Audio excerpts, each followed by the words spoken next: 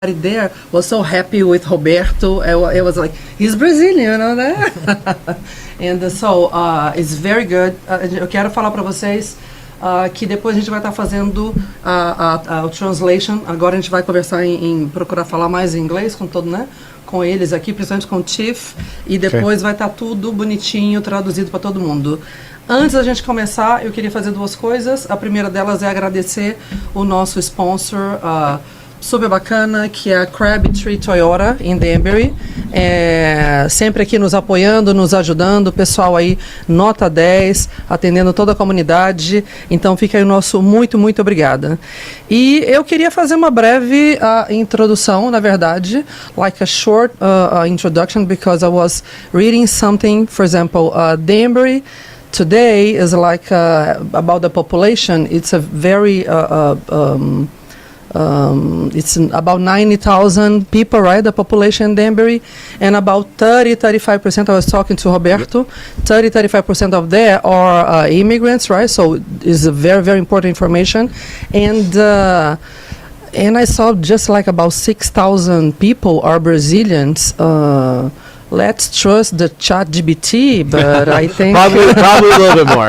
Probably a little bit more. I think it's much more than that. Okay, but it's because we are we are festive people, right? And when we are in some place, it's like 3 or 4 people, you know, not just one. But yeah, right now we are living a very different time, right? I can say good, we are not having very good times, but people are very afraid. People are very scared about is very uncertain things happening, right? Especially because we have a lot of people, a lot of immigrants here, and the most of them, they are not legal yet, right? They are trying to, but they are good people, very hard workers, and we would like to understand how the police department of Danbury see this situation.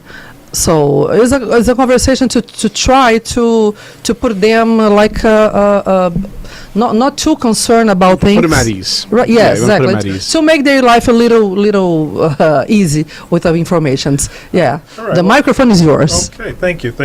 Good evening. It's certainly an honor to be here, and it's actually an honor to be in front of your audience to talk a little bit about this.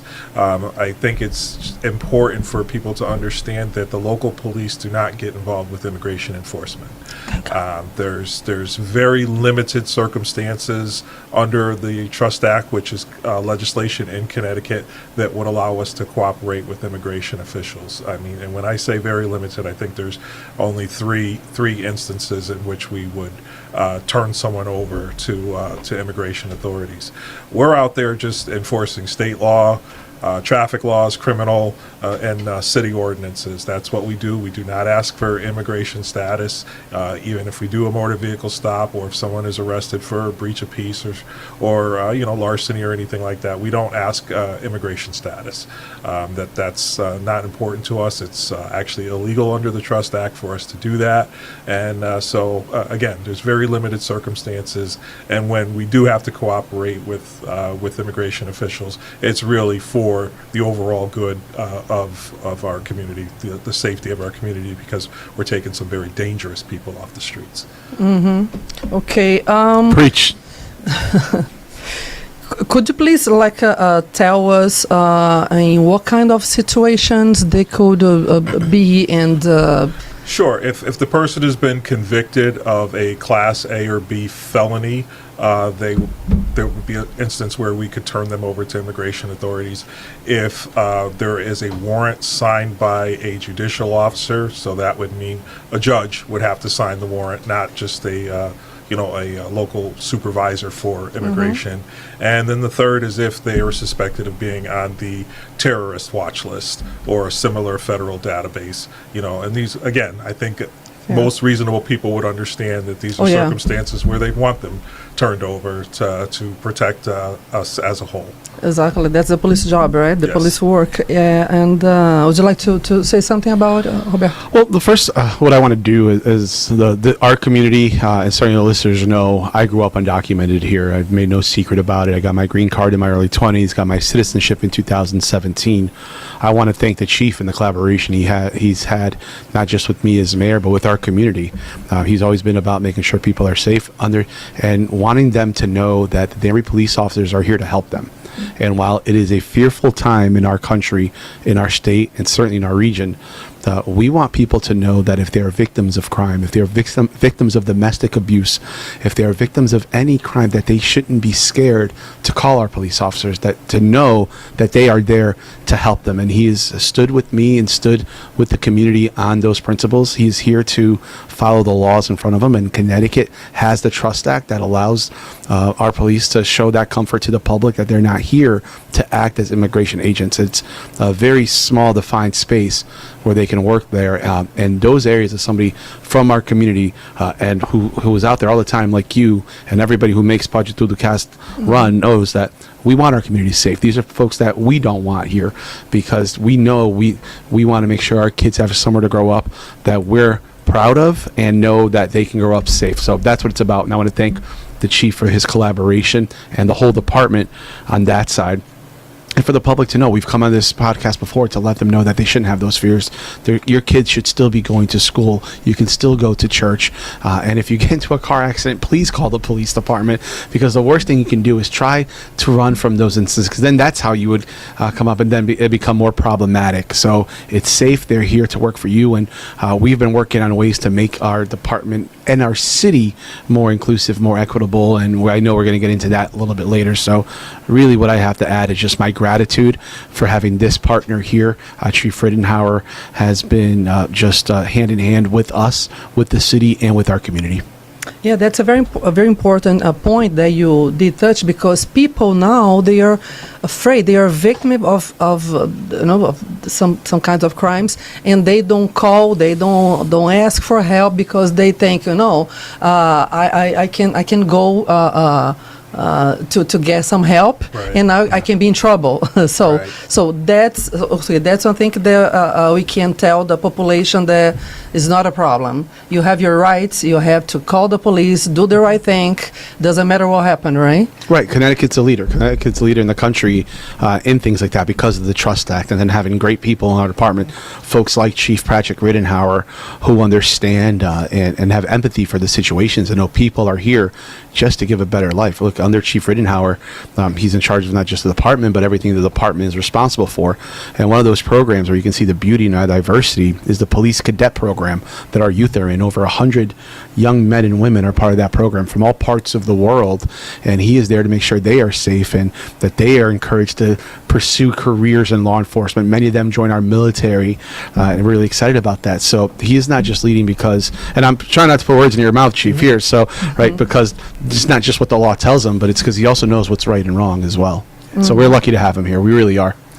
It's really not that difficult when you have a lot of fine officers that are really invested in doing the right thing. As the mayor said, our cadet program's been around for a long time.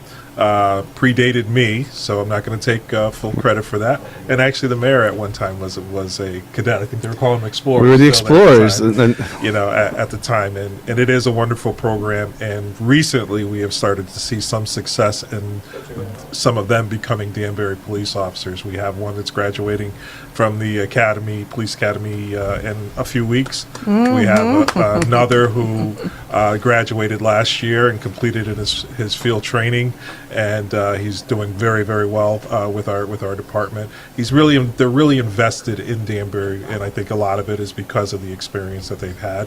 And we have a couple of new applicants that we'll be interviewing soon. So that's awesome. It's a program that's really starting to pay some dividends in terms of having some qualified Danbury officers, Danbury residents who are part of the department, but also really invested into this community. Well, I got to thank the folks who I think set up its success. And like I said, I want to give credit because you're responsible for that department now. But like you said, Chief, right? The hard work of Chief McNally over in Berlin now, former Danbury police officer who was a big part of this program and a mentor of mine when I was in it, and Sergeant David Antodomenico, who's really made a program a success. And now we want to make sure that there's a pipeline from that program into the Danbury Police Department. Excellent. Yeah, I have some questions here. People they sent to us some. I would like to talk about, for example, this one here. What should immigrants know about their rights during the police work, for example, especially during the traffic stops or emergency situations? What's the immigrants' rights? What we can say about They have that? the same rights that everyone else has. You know, so Yeah, right. and the only thing we really ask people to do is to just be honest. If we pull you over and if you don't have a license, just say I'm sorry, I don't have one. If you do have the proper information, driver's license, registration, insurance, just turn it over so that it can be evaluated and we can get you out of there as quickly as possible. But your rights aren't abridged because you're an immigrant. So if you are arrested and you're interrogated, you certainly have the right to remain silent. You have the right to an attorney. You have right to representation. So all of those things, none of those go out the window because of your immigrant status. Yeah, I have to say something em português. Pessoal, nunca minta para a polícia. A gente não tem que mentir para a polícia está aqui para fazer o trabalho dela, obviamente, né? Mas principalmente para proteger a gente. E assim, me ajuda que eu te ajudo. Então, se você não tem uma driver's license, se você não tem um documento, você tem que falar para o policial que você não tem. Em nenhum momento, se você não tem nenhum tipo de felony, de crime grave, a polícia, ela não vai entregar você pro ICE. Mas ela vai fazer, obviamente, o trabalho dela, né? Mas a principal coisa, jamais minta para um oficial da polícia. Don't lie, right? Okay. It's this question here. Under what the circumstances does your department? What's the relationship between the police department, right, in Danbury with the ICE? Okay, I think we just answered that a little bit earlier, that we don't have any cooperative agreements with ICE. Again, there's very limited circumstances to which there would be cooperation. But by the same token, I believe in being transparent and honest. We don't interfere with their operations. They're a legal federal law enforcement agency, and they have their marching orders as well, and we don't interfere with them. But we do not cooperate with them unless under very limited circumstances, which I outlined a little bit earlier. I think the population in Danbury is still with very concerned about that, because in the past, right? In the past, a mayor did something, right? When was that? Do you know what happened? 2011 now, maybe 2011, 2009. It was a while back. And listen, and that was a different time. Yeah. Right. And now we have a different administration, somebody who's lived this. And what we can assure is, I think we have to not be fearful of what happened in Danbury in the past, because the city is not going to cooperate unless we have to, right? But if we're going after somebody with a serious felony, I think all of us here in this room and the listeners, todo mundo escutando, they all agree that person should be arrested, tried in court, which is their right, and then, if merited, deported, right? Because none of us want those kinds of folks being part of our society if they're not allowed to be here. But what we want is every immigrant to be treated with respect. Just because you're an immigrant doesn't mean you're a criminal. Because you got pulled over for speeding, don't speed. Follow the rules too, right? This is very simple. Follow the rules. Don't lie. But the Danbury Police Department isn't going to turn you over to ICE because of that, and that's the important thing. And like the chief said, right, they won't interfere because they can't. They also have laws they have to follow as well. And again, we're lucky to have them here. They're doing their best. And if everybody's following the rules here of our state, they're not going to have any problems. And again, because of these low things, you have a car accident, certain things like that, please feel like and know that you are safe with the Danbury police officer. But more importantly, and I'll probably say it a bunch of times again, if you are a victim of a crime, if you feel it's something that you would call the police department before Trump was in office, you are still good to call the police department now. We want to protect you. We want to protect your families. We want you to know that the Danbury Police Department and the men and women who put on that uniform are here to work with you, and you should not be scared of them. The Poditudocast is gonna translate everything, but you are the mayor. Could you please say this in Portuguese, in a very posso falar clear em português também, né? E for aí, the como eu já community? falei... Presta atenção, a gente chama todo mundo E como eu agora. já falei várias Prefeito vezes... vai falar. Desculpa falar por cima de você. Sem problema. É que eu começo a falar, não paro. Isso aí é político, né? Já sabe. Político carioca aqui é... Tranquiliza o coração da comunidade, prefeito. Não, é como eu falei antes. A comunidade tem que se sentir tranquila porque não, a gente tem medo do governo federal, a gente tem medo da ICE, né? Mas do departamento de polícia de Denver não tem nada de ter medo. A gente não trabalha como uma cidade com ICE, nem pode, porque tem lei aqui estatual que não deixa de fazer isso. Até se eles queriam, eles não podem e não vão. Migração é lei federal. Sim. Isso aí.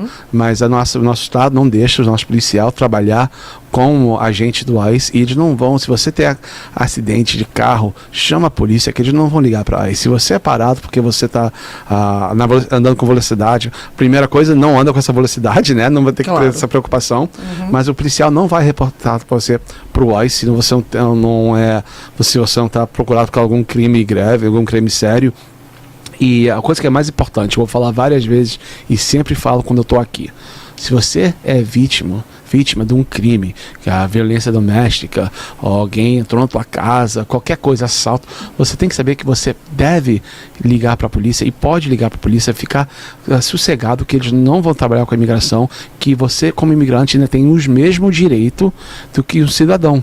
Só porque você é imigrante não quer dizer que você não tem os direitos. Esse país oferece você o seu direito. Sim, estão num momento que dá medo, mas você tem que lembrar que a gente está em Connecticut, estamos em Denver, em um lugar que você não tem que ter esse medo. Você está seguro, né? Está seguro. Obviamente que, como o Chief bem falou, são os mesmos direitos, não é porque você é imigrante que você tem menos direito.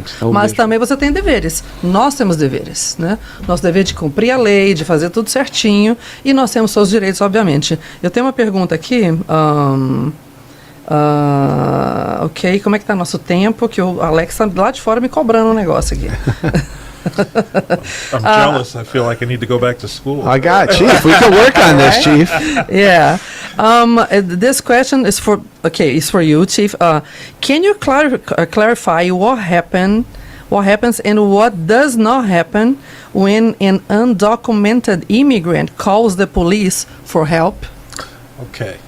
What happens is we respond and we give them the assistance that they need. And what does not happen is we do not ask for their immigration status, and that's of no consequence to us. So we respond to the call just like we would anything else. We assess what has taken place, and we decide what is the appropriate legal action to take. Excellent. I think we have to repeat this many times here in this live, right? Yeah. Right, because so everybody is a bunch of questions here. Let me see. Okay, how does your department ensure that victims of crimes feel safe reporting independent of the immigration status? That means okay. Is that right? Is that okay? Right? Is no deal? Like calling the police is basically the same thing, right? Yeah. There should be no inherent concerns with calling the police. If you're a victim of a crime, or if you witness a crime, you should call the police and do so in a timely manner, because it's important for us to get there as quickly as possible. It's important for us to gather the proper evidence and to identify witnesses so that the bad people can be brought to justice. So there should just no delay. There should be no concerns, and I think the way we get that message out is through forums such as this, just to continuing, to ask those questions, to have us here, to have us at other events and other meetings, and we'll put our money where our mouth is. That we're not asking for immigration status. We're not doing anything that people should be concerned about or feel that they cannot cooperate with their local police department. Is one question here: if about crimes, has crimes increased or decreased, especially under your administration? Well, I think our overall crime has decreased, and it continues to decrease. And I think tremendous support from the mayor and the city council with regard to growing our department, recognizing that our city is growing. We're trying to get out in front of that by hiring more officers, putting them in key positions within the department to be able to go out there and to identify crime, to mainly work with the community, because the community is our eyes and ears. And if we don't have a relationship with our community as a whole, we're not going to solve crime. And I think overall we do a pretty good job of it. And Danbury is a wonderful community, a wonderful mix in our community. But I think overall, there's always going to be outliers, but overall I think we do well with all facets of our community, which is why we are one of the safest cities of our size in the nation. And I don't know if the community knows about that, but we were talking before I started the live. Today in Danbury, there is 158 police officers, right? We have 158 police officers right now. Until June 30th, I think we're budgeted for 175. So we're still hiring, and then But July 1st? July 1st, it's going to go to 180. Yeah, and when I first started as mayor, we were budgeted for 165. Right, 165. So in my short time as mayor, we've gone up to 180. And I think it's important to say the chief has done a phenomenal job, and I thank him and the interest of the people who want to apply to be Danbury police officers. But there were times, not into our distant future, not into our distant past, where we were hovering around 140. Right? And the population wasn't that different. We had 140, and now we have close to 160 police officers with the ability to hire 15 more. And we're in a good place. And it's the hard work and collaboration between our administration, the chief. Again, I'm so lucky to have this chief here in Danbury. I sing his praises across our state, and folks know that. I actually just saw his old boss, the former mayor, John, over in Stratford, who tells me every time how lucky I am to have you as a chief here. And he's right. And when it comes to crime, the crime is down in Danbury. Last year we were down, I want to say 25+%. This year the trends look similar. I'm not sure if that's going to go down as much, but it's not rising. And it's due to the credit of the men and women who are putting on that uniform and the community policing, getting out there and talking to folks, letting people know. And calls for service are up, though, right? So people are feeling safer calling our police department, even with everything going on. So, again, e falar em português um bocado, é a confiança que a nossa comunidade tem agora, ter um prefeito que conhece a história, que está confortável em chamar a nossa polícia, o trabalho que os nossos policiais estão fazendo, é que o crime está abaixando em Denver, vai continuar a baixar, e os números de polícia que a gente está trazendo para a cidade continua a aumentar, porque foi uma promessa que eu fiz para o nosso público, e eu vou sempre ficar nesse caminho. Sim. I just can't tell you how important it is, though, the community aspect of it. That we have officers. Obviously, we try to grow our own through our entry-level process, but we've also had a lot of officers who've transferred here from other departments, and one of the things that they pick up on immediately is how well they're treated by the community, and that's what makes them want to stay here. That's what makes them invested here. So I'll take all the credit that I can get. I appreciate that, but it's a joint effort between the police and the community. And they really appreciate it when they're shown the respect for the job that they have to do out there, because it is a dangerous job. I don't care what community you work in; it's a dangerous job. It's a dangerous, and your life is on the line every day. But when you have someone saying, "Hey, thank you for what you do," when you have someone bringing their child up to you and saying, "Say hi to the nice police officer," that means a lot to them. It means way more than anyone can imagine. Yeah. And is there any Brazilian officer on your team? Yes, we do have some. Oh, yeah? Yes, cool. Yes. And I have a question here from somebody that she wants to become a police officer in Denver. Let's apply. Hurry up. Passion. Shit test. Yeah, and the question is, how to apply, what the rules and Yeah. how to start there? It's just for citizens, can be for Well, we have green card a- holders, or We have how an that works? amazing update on part of that. First, the process, Chief. If you give a quick synopsis of how they apply and what they need to do, and then we'll go into the next part. How do you apply? Well, we are on a platform called Police App, policeapp.com. So when we're in a recruitment period, we just got a new eligibility list. So I'd say, look, maybe 3-4 months down the road, I think we're going to go through the list we have pretty quickly, and we'll be in another recruitment period. All of the requirements are there. So you would apply through Police App. There's a online test that you take through the Connecticut Police Chiefs Association. We do a 6-month look back. So if you have a passing score on that test within the last 6 months, that gets uploaded into your profile. And then you have to have a chip card. And that's your physical agility. You have to score within the 40th percentile of what the requirements are for that. And that's a 1.5 mile run. That's a certain amount of push-ups that you have to do within a minute. And it's all age-based. So if you're in a 10-year window, like ages 20 to 29, you may have to do, 20 sit-ups in a minute.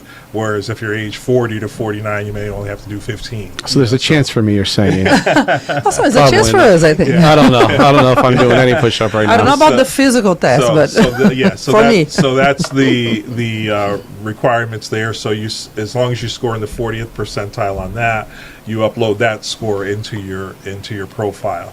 And so and then once your application is accepted by the Civil Service Commission, it's placed on an eligibility list, and that's based on your written score. And then after the eligibility list is established, we start the process of interviewing.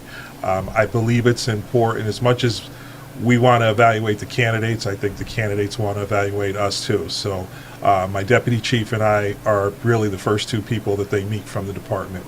We conduct the interviews. It gives them an opportunity to really see what they're looking at and what they're getting into, and it gives them an opportunity to ask us questions.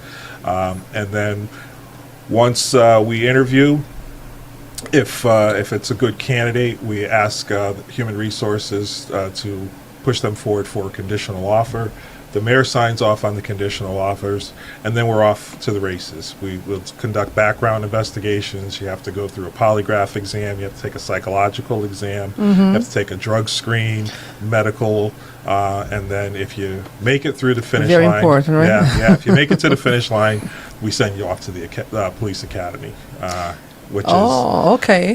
which is right now about 6 to 7 months of training.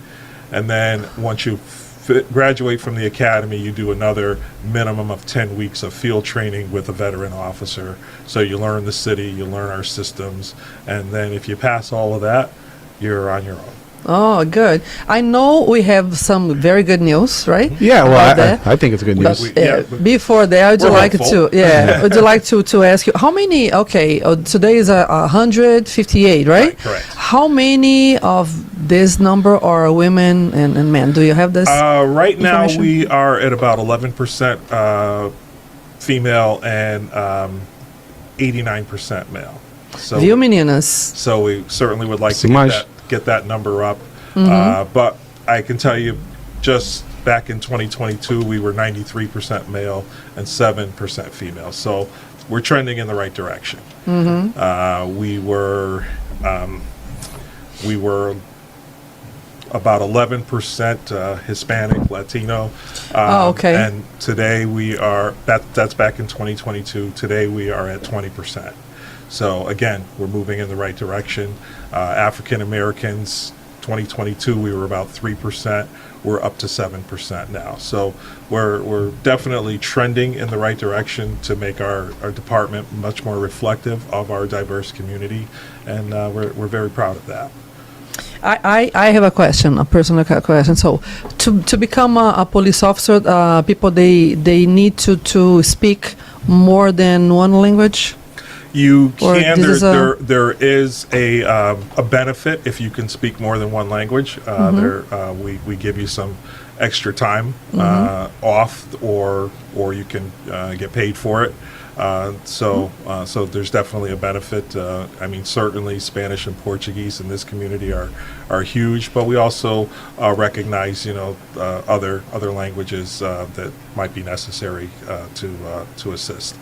But we also have, when we don't have an officer that speaks a specific language that's needed, or if no one is available to do so, we're able to use what we call the language line, which is a telephone service, a professional service for translation, and we are exploring the opportunity for our body cameras with the company that does our body cameras, that they have a translation service that I did check with another department our size, that they seem to like it very much. I did speak with the chief recently, so we're going to be exploring that opportunity as well. So when somebody call from home, for example, if some situation is happening there, they call the police to asking for help. It's always somebody to speak their language, Spanish or Portuguese, or correct. There's our dispatcher would recognize, that there's a language barrier. Would try to ascertain what language they're speaking, and then try to get as much information as possible. But they would also relay that to the officer, and and depending on what the language is, I mean, we often have officers on the road that speak Spanish, so that's usually not an issue. We have some of our officers that do speak Portuguese, so it's not. It's not as readily available as Spanish, but it is out there, and then it all depends on the nature of the call. Sometimes you can get through the call without really needing major translations. If it's a motor vehicle stop or something like that, usually our officers can work their way through it. But if it's something more serious, where you're going to have to collect evidence, where you may have to make an arrest, it's better to have the proper translation especially for court documents. Okay. For the next, would you like to talk about the future projects for Danbury? I think we have a couple things in the horizon, right, Chief, that we're really proud of, the academy and then the ordinance. Yes. Please tell us. Yeah, I will. So one thing that we're really excited about, you talked about your veteran officers and FTOs. When you hire some folks, you also have to wait to have spots in an academy, and that can limit you on how fast you can hire, because we're relying on other cities or another academy to get these folks in there. So the chief has worked really hard on this one, and again, with a team of folks, so kudos to the whole team. Thank you, everybody within the Danbury Police Department who's working on this. We are going to build our own police academy. We're on track for it. Obviously we have to get some approvals from the state, but everything is moving forward, and I feel confident, Chief, that this is going to happen, and Danbury will be the home of its own police academy, so we can get our recruits in, not be relying on others. Really excited about that. It's been a long time coming. The other side of it, and would you like me to speak Portuguese now? Or you want me to stay in English? Oh, you guys português ou inglês agora? A outra coisa que a gente olha, eu tenho orgulho para poder mudar essa lei aqui, que a gente está tentando mudar, e a minha amizade que eu tenho com o chefe Patrick Rittenhauer, que uma ideia que ele trouxe para mim, que no estado de... Agora, para você ser policial na cidade de Danbury, você tem que ser cidadão. E se você não é um cidadão americano, você não pode aplicar ou ser policial aqui em Danbury.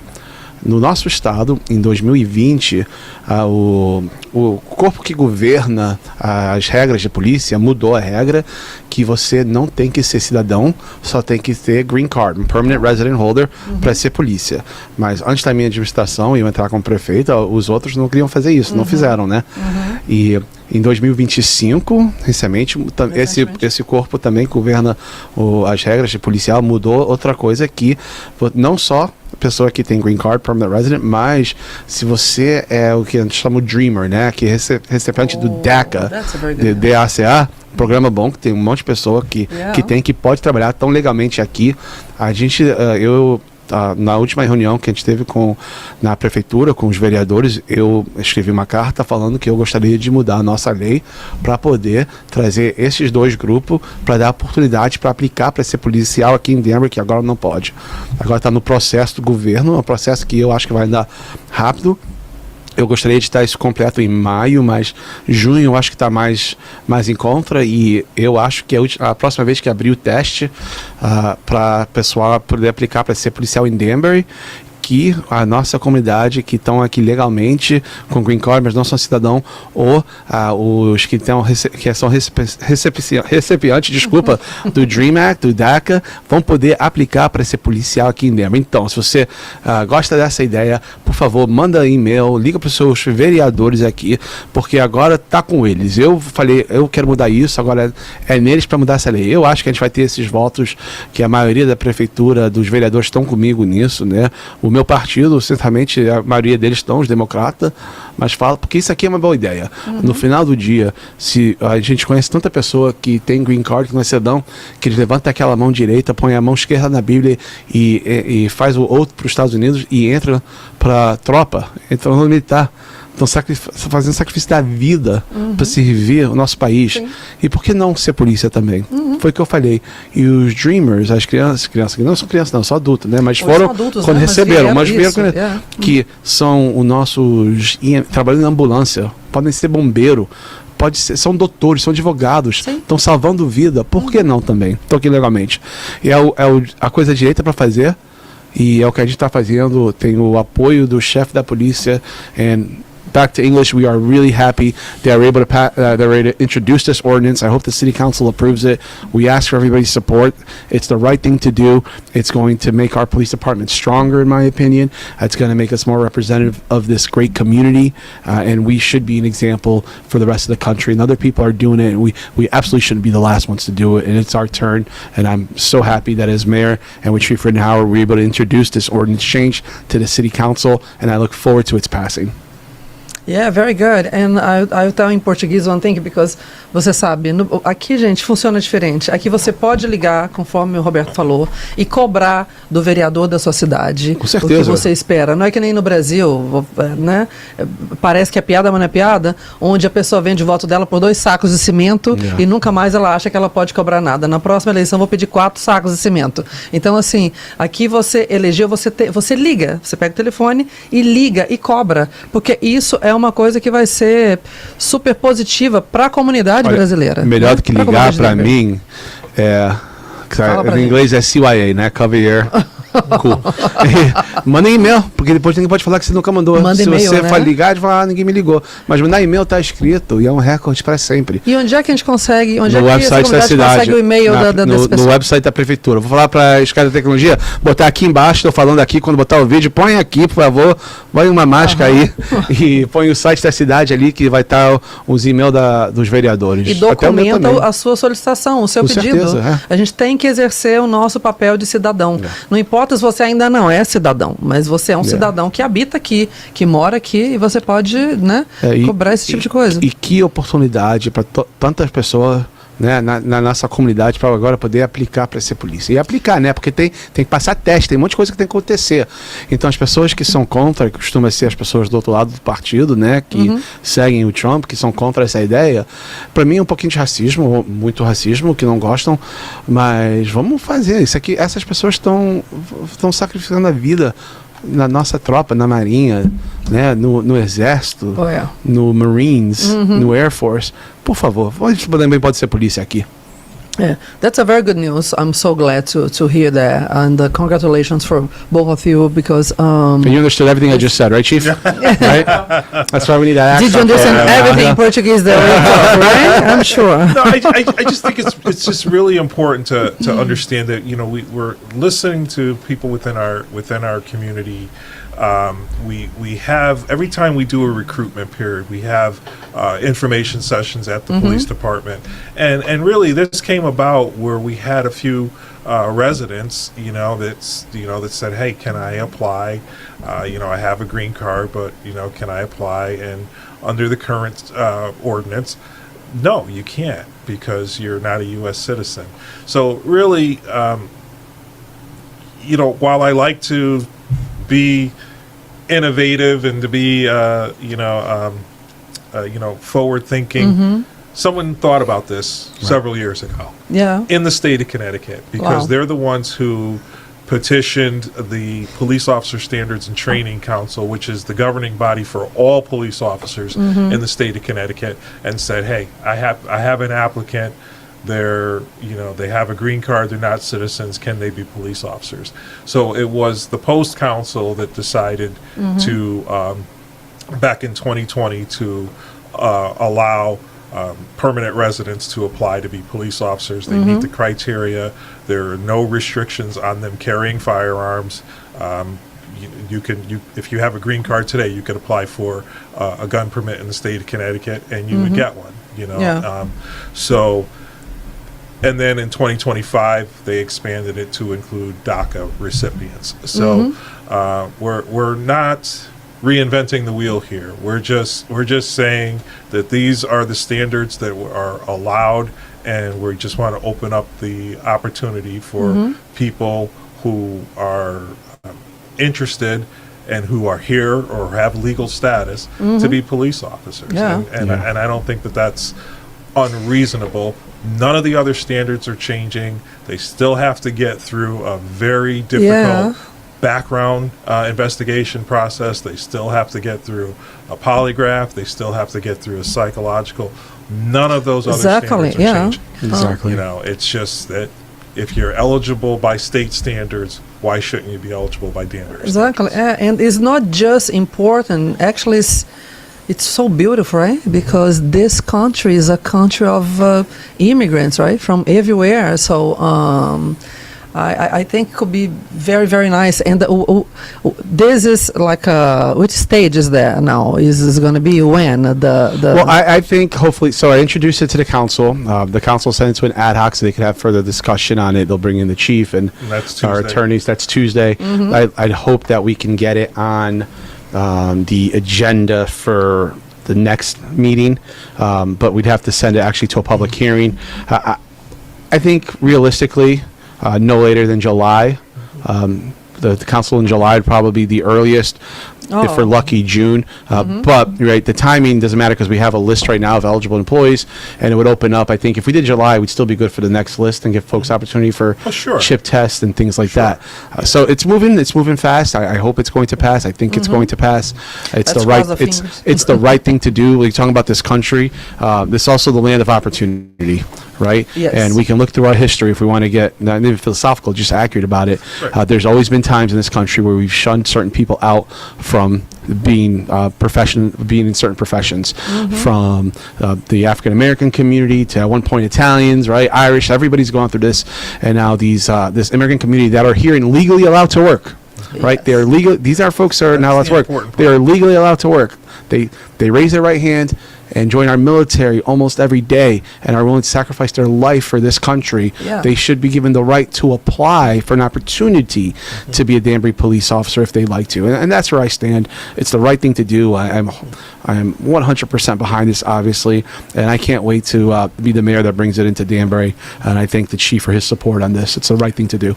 I mean, listen, I fully understand that there's always going to be philosophical differences to that, and I respect that. I 100% respect that. But there's nothing legally that prevents this. And Correct. so, and like the mayor said, we just want to open up opportunities, for people who want to serve. I mean, it's great you serve in the military, serve this country as a whole, but it's also great if you want to serve your local community, and we just want to make sure that people have that opportunity. Yeah. People make a line. Let's do the applications. Yeah. Let's go. We want more Portuguese-speaking police officers. And even better if you speak 3 languages. Yeah, Hey, right. does the stipend add in 1 language, or does the change with multiple languages? No, Just one? They had their shot, that union. Não, but listen, é sério, você tem oportunidade. Se fala mais que um idioma, você tem benefícios nesse departamento. Você recebe tempo mais de férias ou você é pago. Então a gente vê que é um benefício e trata isso como um benefício para a comunidade. So it's great. We're really excited. And this opens up an opportunity for people who come from all parts of the world. I think that gets lost too. That there's people from all parts of the world who come here, who follow a process, and have their green cards. It's not just Brazil. It's not just Colombia or Ecuador or Lebanon. It's it's France, it's Bosnia, it's other places that people come to that want to have an opportunity to serve as police officers. You can have a permanent resident from Canada, Chief. Exactly. Right? You can, it's just and why shouldn't they be given that opportunity? Yeah, very good, very good. So, would you like to say anything else? We are so glad to having you guys here. Very, very productive time about everything. We love you, you know I that. appreciate it. I love you Our guys. favorite mayor, you know. And now we love you also, okay? Chief, let's go. I'm flattered. He's part of the family. We're going to teach him some Portuguese words. Listen, I have nothing else to say, and I'm sorry. I know I have to run out of here soon. I want to thank the Chief for coming here, and I'm glad he got to meet you guys. And you're a great venue for us to get information out to the Brazilian community, not just in Danbury, but across the state, right? Because you don't have to be from Danbury to apply for a police officer job in Danbury. So if you're a permanent resident in another town or city, you can apply to work here too. We want the best of the best applying to be here, so it's an opportunity for everybody.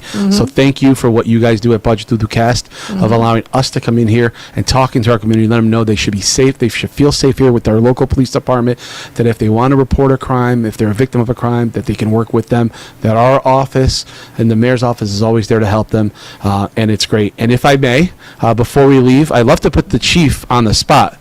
Chief, can I put you on the spot? Can I put you on the spot, sir? There's a camera right there. The right camera is your camera. Chief, I want to know, who do you think is going to win the World Cup this year? Brazil. There you go. I'm not going to do that to him. But, and then, Chief, just because I know it's going to make everybody else mad, can you repeat one thing? And I promise I'm not going to say anything bad. I just want you to say Vasco. No, that's a soccer team thing. Okay. No, I will do that to you because that's club team. But country team, that's it. I thank you guys. I had a great time. Yeah, I would like to thank you, to say thank you so much to come here. This podcast, Poditudocast, is a house for the community in Danbury. It's your house. You know that, and it's your house. Be free, you know, anytime that you want to be here to talk about something, about a news, about what happened, about, you know, because we want to work together. We came to this country because we are very hard workers. This guy has a beautiful history, right, about his life, and nobody's here like playing, right? And we want to be together. We understand your work, and we are here to do our best, right? Always. Okay. The best. And is anything that you'd like to tell for immigrants, especially for Brazilians? Well, first of all, I just want to thank you for having me. This is wonderful, and just to our community, to our Brazilian community, you are a vibrant part of Danbury. I've gotten to be friends with several members of the Brazilian community during my time here. Spent time at the homes. Great food, great conversation, and just tremendous support, and that's much appreciated. But just don't be afraid of the Danbury Police, and if there's anything that we can help with to get messaging out into the community, to address any concerns with the community, please don't hesitate to reach out to us. And if you have concerns or complaints against our officers, please don't hesitate to reach out. We have that the ability to do follow-up. Our body cameras now really allow us to really do a more thorough investigation of any concerns that you have about an officer's demeanor, an officer's attitude, and there's times where we may have to take action, and then there's other times where it's just more of a minor corrective thing. But we want people to feel safe. We want people to work with us. We want to continue to work with our community. We want to continue to do the outreach that we do, and be partners together, because that's what makes Danbury great. Excellent. People, they really like you. Is a bunch of questions for you here, but will be for the next meeting. Okay? We'll come back. If the Chief has some time, we'll come back. All right. Ok, thank you so much. Thank you so much. Thank you, everybody. Gente, muito obrigada. A conversa foi maravilhosa. A gente, como eu falei, a gente vai estar traduzindo, colocando no Instagram, nas outras redes sociais também. Se vocês tiverem alguma pergunta, Perguntem, não podemos garantir que vai ter resposta, ok? Porque é a primeira vez do Tiff aqui. Mas, enfim, acho que foi um papo, uma conversa super produtiva. Tá todo mundo na mesma page, right? Na mesma vibe. E, novamente, agradecer a todo mundo. Agradecer a Toyota, Crabtree Toyota, no nosso sponsor aí. E estamos à disposição. E o podcast é sempre isso. Informação correta, com seriedade, voltada para a comunidade de imigrantes, especialmente para a comunidade brasileira. Obrigada. Have a great night, guys. Bye-bye. Obrigado. Thank you.